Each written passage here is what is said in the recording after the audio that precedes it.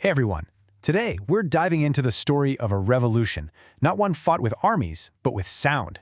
It's the story of how music without any words, which was once just backup for the human voice, finally got to take center stage and speak for itself. I mean, just think about it for a second.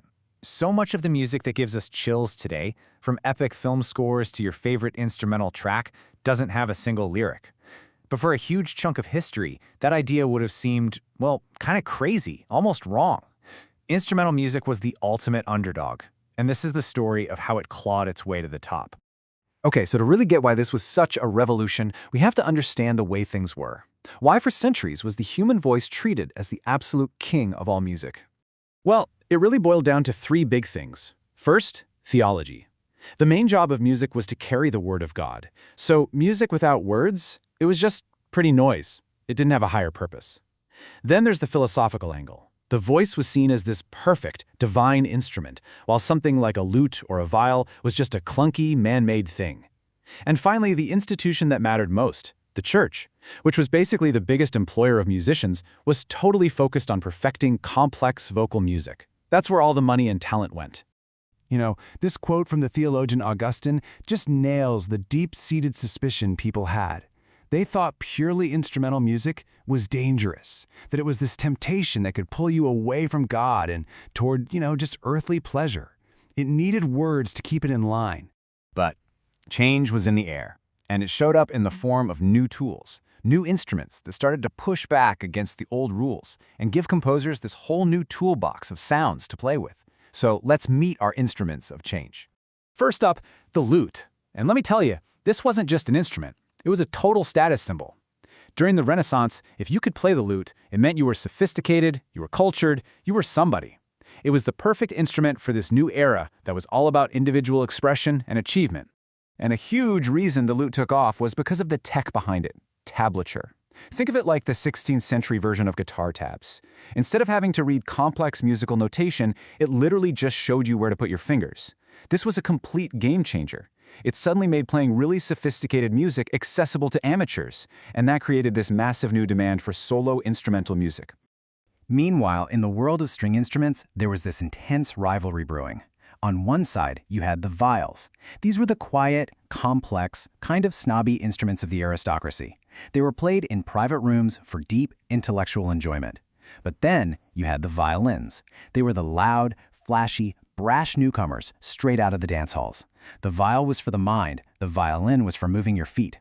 And you can see right here how their very design decided their future. The viol, with its sloping shoulders and underhand bow grip, it made this delicate, quiet sound that was perfect for a small, intimate room. But the violin, with its arched back and overhand grip, was built to project. It could fill a whole hall with this brilliant, powerful sound. So you see, these weren't just different instruments. They were totally different philosophies about what music was for, built right into the wood. And of course, we can't forget about the keyboards. For ages, the massive church organ was the only instrument that could play all the complex parts of a piece by itself. But then, keyboards like the harpsichord and the smaller virginals brought that power into the home. This created a brand new stage for incredible solo instrumental music to really take off, especially in England. So, okay, the new instruments are here. But having a tool is one thing, knowing what to actually do with it is something else entirely. The next giant leap was for composers to figure out how to write music that was truly meant for these instruments. This is where we see this really crucial shift. For a long time, instrumental music was just vocal music without the words. Someone would just play a singer's part on a viol. But then, composers started having this light bulb moment. They realized, hey, a lute can do things a human voice could never do, or a keyboard can play these patterns that are perfect for the hands. This discovery of what we call idiomatic writing, music that just feels right and sounds amazing on a specific instrument, that changed everything. And the place where this new freedom really exploded was in a genre called the fantasia. The name says it all, right? It was music born from pure fantasy. It wasn't based on a dance, it wasn't based on a song somebody already wrote, and most importantly, it had nothing to do with words. It was pure, unfiltered imagination, a composer's mind speaking directly through their instrument. And a wave of amazing composers led this charge. In Spain, you had Luis de Milan writing these incredibly ambitious fantasias. In Italy, there was Francesco de Milano, who was so mind-blowingly good they called him the Divine One. Over in England, William Byrd was writing these deeply personal and complex pieces for viols. And then, of course, John Dowland became a legitimate international superstar with his hauntingly sad lute music. And it's really hard to overstate just how famous Dowland became. His tune Flow My Tears was, no joke, the international chart topper of its time. Everybody knew it. It was arranged and copied and referenced all over Europe for decades. This was the proof. A powerful melody on an instrument could hit you with just as much emotion as any song with words. Okay, so we've got these amazing new instruments, brilliant new ways of writing music, and superstar performers. And all of these threads finally came together in one city, creating a sound that would change music forever. That city was Venice. The stage was set at the incredible St. Mark's Basilica, which had all these different choir lofts.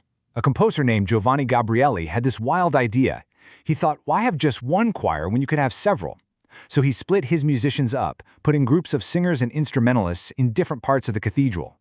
He basically invented surround sound, with choirs of brass, strings, and voices calling out to each other across this massive space. For the first time, instruments were equal partners in the drama. And in the year 1597, Gabrieli published one piece in particular that included an innovation so radical it would echo for centuries. The piece was called Sonata Piano e Forte, and in it, for one of the first times in history, a composer wrote instructions right into the music, telling the players how to play. First soft, piano, and then loud, forte. Now, that seems so basic to us today, but back then it was a massive deal. It meant that emotional expression wasn't just up to the performer anymore, it was baked into the DNA of the composition itself. The composer was now a director, controlling the entire emotional journey of the music. And with that, by the dawn of the 1600s, all the pieces were in place. We have the birth of purely instrumental music like the sonata. We see the rise of the virtuoso, the rock star performer as a celebrated artist. And in those huge Venetian experiments, we see the very first blueprint for what would eventually become the modern orchestra. The revolution was complete. So when you think about it, this whole journey takes us from one person playing a lute in a quiet room all the way to the massive, epic film scores that fill our movie theaters. The next time you get goosebumps from a symphony or a guitar solo or a piano sonata, just take a second to remember the centuries-long fight it took for those instruments to finally get to speak for themselves. Imagine how quiet our world would be if they'd never found their voice.